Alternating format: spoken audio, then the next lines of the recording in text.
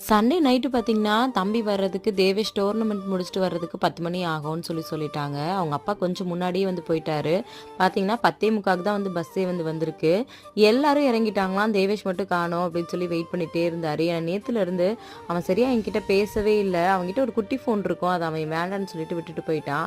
அதனால பார்த்தீங்கன்னா, அவன்கிட்ட சரியா பேசவும் முடியல. என்ன பண்றான்னு தெரியல. நேத்து நிஜமாவே அவன நாங்க ரொம்பவே வந்து மிஸ் பண்ணோம்.